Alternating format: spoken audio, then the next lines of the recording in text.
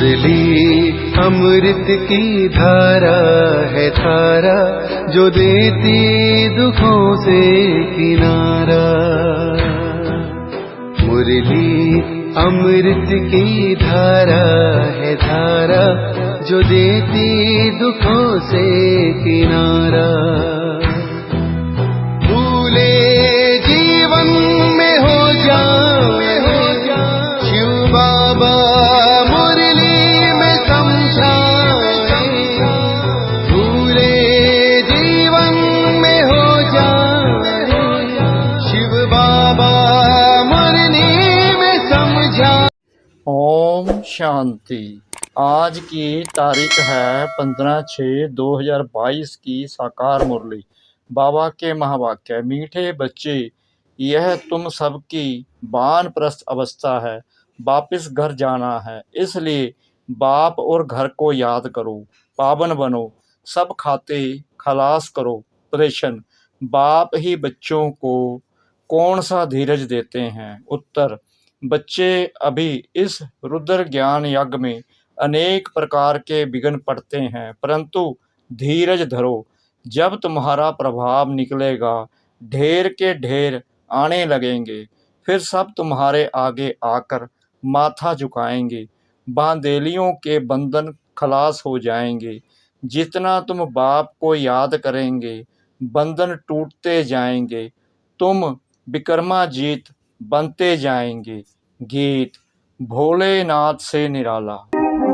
भोलेनाथ से निराला, गौरीनाथ से निराला, कोई और नहीं। ओ भोलेनाथ से निराला, गौरीनाथ से निराला, कोई और नहीं। ओम शांति। भोलानाथ सदैव शिव को ही कहते हैं। शिव शंकर का भेद तो अच्छी तरह से समझा ही है।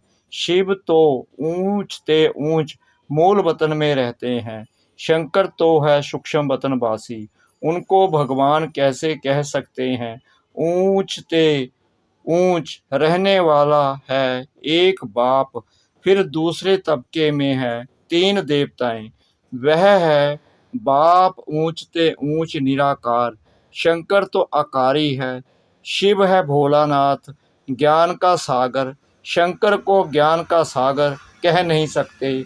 तुम बच्चे जानते हो, शिव बाबा भोलानाथ आकर हमारी झोली भरते हैं, आदि मध्य अंत का राज बता रहे हैं।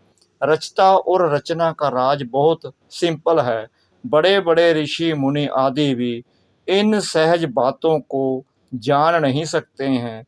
जब वह रजोगुणी ही नहीं जानते थे, तो तमोगुणी फिर कैसे जानेंगे?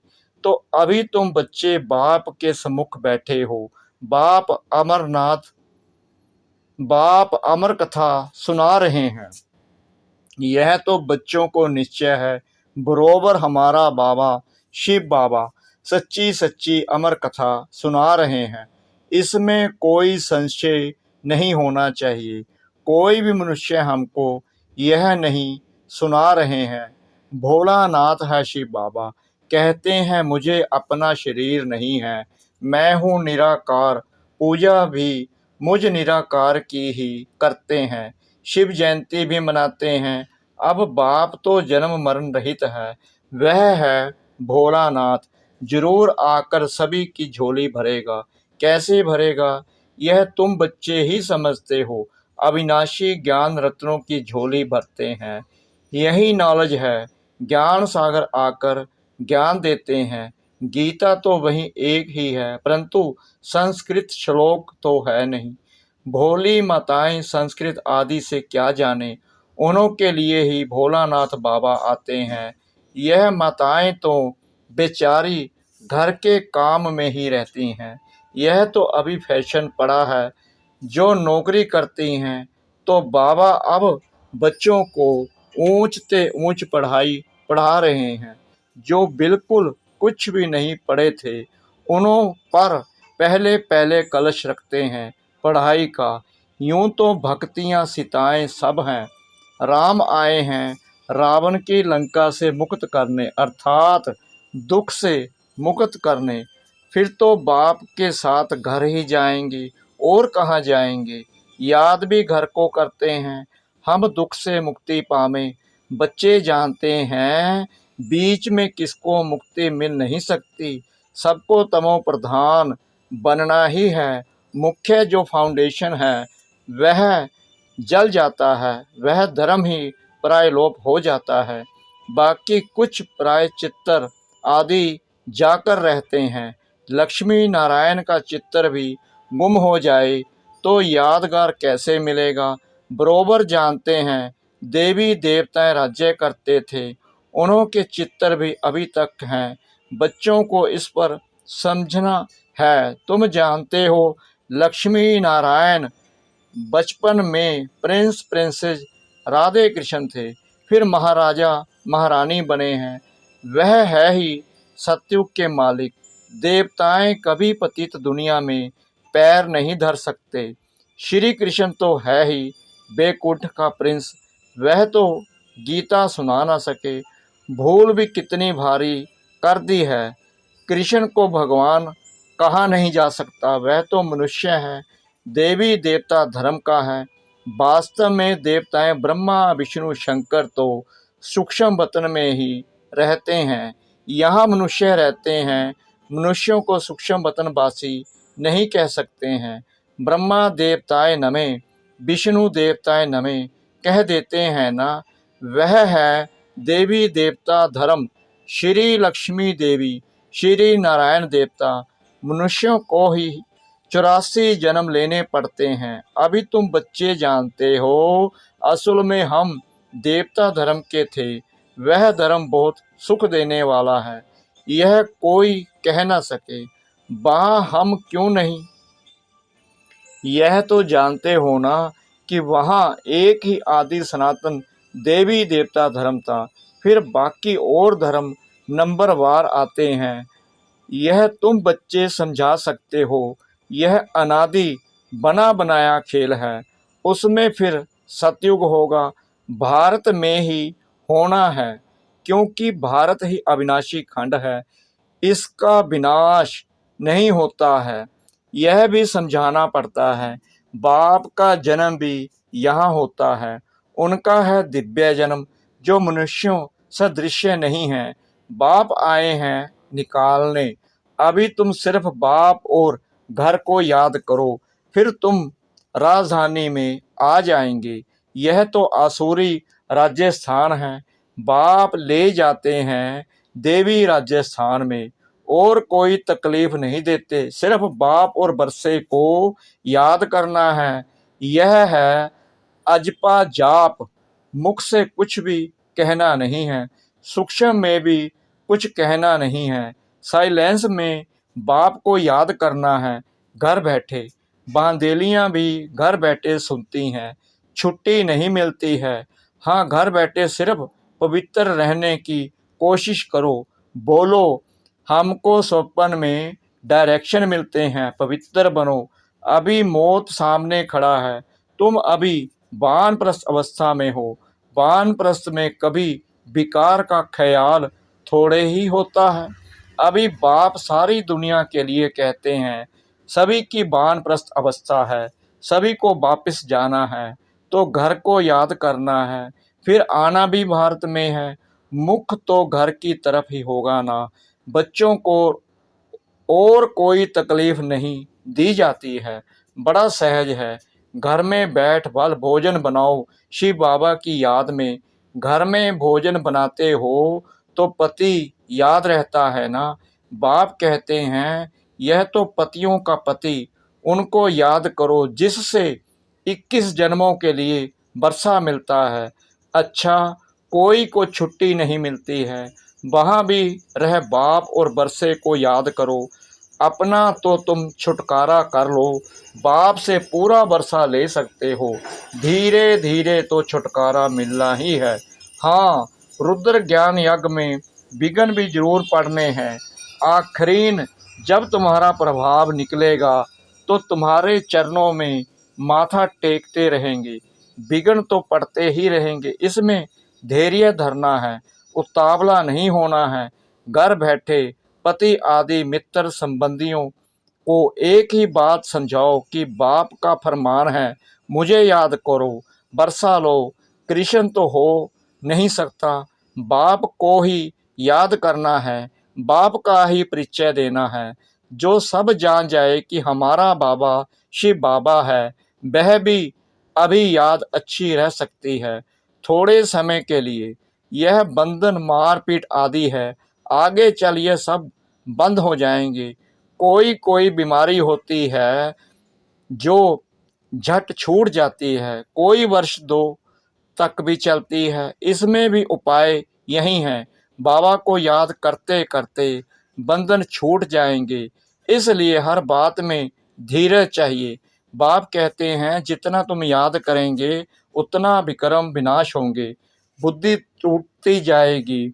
यह विक्रमों के भी बंधन हैं। विकार को ही नंबर 1 विक्रम कहा जाता है।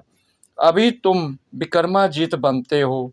विक्रमाजीत याद से ही बना जाता है। सभी खाते खलास हो जाएंगे, फिर सूखा खाता शुरू होगा। व्यापारियों के लिए तो बहुत सहज है, समझते हैं कि पुराना खाता खलास कर फिर नया शुरू करना है। याद करते रहेंगे तो जमा होता जाएगा, याद नहीं करेंगे तो जमा कैसे होगा। यह भी व्यापार है ना। बाप तो कोई तकलीफ नहीं देते हैं, धक्का आदि कुछ भी खाने का नहीं है। वो तो जन्म जन्मांतर खाते ही आए हैं। अभी सत्य बाप कितना अच्छी रीति समझाते हैं। गॉड है, सत्य बतलाते हैं, बाकी तो सब है झूठ। कंट्रास्ट देखो, बाबा क्या समझाते हैं और मनुष्य क्या समझाते हैं। यह है ड्रामा, फिर भी ऐसे ही होगा। अभी तुम जानते हो, हम सदगति को पाते हैं श्रीमत पर चलने से, नहीं तो इतना ऊंच पद नहीं मिलेगा। तुम निमित्त बनते हो स्वर्ग में जाने, वहाँ कोई विक्रम होता नहीं, यहाँ विक्रम होता है तो सजा भी भोगनी पड़ती है। जो श्रीमत पर नहीं चलते हैं उनको भी क्या कहा जाए, नास्तिक। भल जानते हैं बाबा आस्तिक बनाते हैं, परंतु फिर भी अगर उनकी मत पर ना चले तो नास्तिक ठहरे ना। जानते भी हैं शिव बाबा की श्रीमत पर ही चलना है, परंतु जानते हुए भी ना चले तो उनको क्या कहेंगे। श्रीमत है श्रेष्ठ बनने की, सबसे ऊंच ते ऊंच वह सतगुरु है। बाप बैठ बच्चों को सम्मुख समझाते हैं, कल्प कल्प समझाया था। बाकी शास्त्र तो सब भक्ति मार्ग के हैं। अनेक ढेर के ढेर शास्त्र हैं, शास्त्रों की भी बहुत इज्जत रखते हैं। जैसे शास्त्रों को परिक्रमा देते हैं, वैसे चित्रों को भी परिक्रमा दिलाते हैं। अब बाबा कहते हैं, इन सभी को भूल जाओ, एकदम बिंदु जीरो बन जाओ, बिंदी लगा दो और कोई बातें सुनो नहीं। Hear no evil, see no evil, talk no evil. एक बाप के सिवाय दूसरे कोई की बात मत सुनो, अशरीरी बन जाओ और सब कुछ भूल जाओ। तुम आत्माएं शरीर साथ सुनती हो। बाप आकर ब्रह्मा द्वारा समझाते हैं, बच्चों को सदगति का मार्ग बतलाते हैं। बल पहले भी कितने यत्न किए, परंतु मुक्ति जीवन मुक्ति कोई चक्कर नहीं सके। कल्प की आयु ही लंबी कर दी है। जिनकी तकदीर में होगा तो सुनेगा, तकदीर में नहीं है तो आ न सके। यहाँ भी तकदीर की बात है। बाप समझाते हैं, कितना सहज है। कोई कहते हैं हमारा मुख नहीं खुलता है। अरे इतनी सहज बात है। बाप और बरसे को याद करो, उनको ही संस्कृत में कहते हैं मन मना भव। शिव बाबा है सभी आत्माओं का बाप, कृष्ण को बाप नहीं कह सकते। ब्रह्मा भी बाप है सारी प्रजा का। आत्माओं का बाप बड़ा या प्रजा का बाप बड़ा। बड़े बाबा को याद करने से प्रारब्ध स्वर्ग का वर्षा मिलेगा। आगे तुम्हारे पास बहुत आएंगे, जाएंगे कहाँ, आते रहेंगे। जहाँ बहुत लोग जाते हैं तो एक दो को देख बहुत घुस पड़ते हैं। तुम्हारे में भी वृद्धि को पाते रहेंगे। विघ्न कितने भी आएं उन खिटपिट से पास होकर अपनी राजधानी तो स्थापन करनी ही है। राम राज्य स्थापन कर रहे हैं। राम राज्य है नई दुनिया। तुम जानते हो हम अपने ही तन मन धन से भारत को स्वर्ग बना रहे हैं। श्रीमत पर कोई से पहले तुम यह पूछो, परमपिता परमात्मा से तुम्हारा क्या संबंध है? प्रजापिता ब्रह्मा से क्या संबंध है? यह है बेहद का बाप, फिर है बिरादरियां, एक से ही निकली हुई है ना। परमपिता परमात्मा ने प्रजापिता ब्रह्मा द्वारा सृष्टि रची है, अर्थात पति से पावन बनाया है। दुनिया कुछ भी नहीं जानती। हम सो पूज्य हम सो पुजारी गाते हैं, परंतु वह फिर भगवान के लिए कह देते हैं। अगर भगवान ही पुजारी बने तो फिर कौन पूज्य बनावे? यह पूछना चाहिए। बच्चों को हम सो का अर्थ समझाया है। हम सो शूद्र थे, अब हम सो देवता बन रहे हैं। चक्कर को तो याद कर सकते हो ना, गाया भी जाता है, फादर शोज सन, फिर सन शोज फादर। अच्छा, मीठे मीठे सिकला दे बच्चों प्रति माता पिता बाप दादा का याद प्यार और गुड मॉर्निंग। रूहानी बाप की रूहानी बच्चों को नमस्ते। हम रूहानी बच्चों की रूहानी बाप दादा को श्रद्धा भरी प्रेम भरी नमस्ते। शुक्रिया बाबा, शुक्रिया बाबा, शुक्रिया बाबा, इस मीठी मीठी मीठी मुरली के लिए। धारणा के लिए मुख्य सार। नंबर 1, होशियार व्यापारी बन पुराने सब खाते खलास कर सुख का खाता शुरू करना है। याद में रह विकर्मों के बंधन काटने हैं। धीरज धरना है, उतावला नहीं होना है। नंबर 2, घर में बैठ भोजन बनाते हर कर्म करते बाप की याद में रहना है। बाप जो अविनाशी ज्ञान रतन देते हैं, उनसे अपनी झोली भर दूसरों को दान करना है। वरदान, साक्षी बन माया के खेल को मनोरंजन समझ कर देखने वाले मास्टर जीता भव। माया कितने भी रंग दिखाए, मैं मायापति हूँ। माया रचना है, मैं मास्टर चेता हूँ। इस स्मृति से माया का खेल देखो, खेल में हार नहीं खाओ। साक्षी बनकर मनोरंजन समझकर देखते चलो तो फर्स्ट नंबर में आ जाएंगे। उनके लिए माया की कोई समस्या नहीं लगेगी, कोई कनेक्शन नहीं होगा। सदा साक्षी और सदा बाप के साथ की स्मृति से विजयी बन जाएंगे। स्लोगन, मन को शीतल बुद्धि को रहम दिल और मुख को मीठा बनाओ। मन को शीतल बुद्धि को रहम दिल और मुख को मीठा बनाओ। ओम शांति।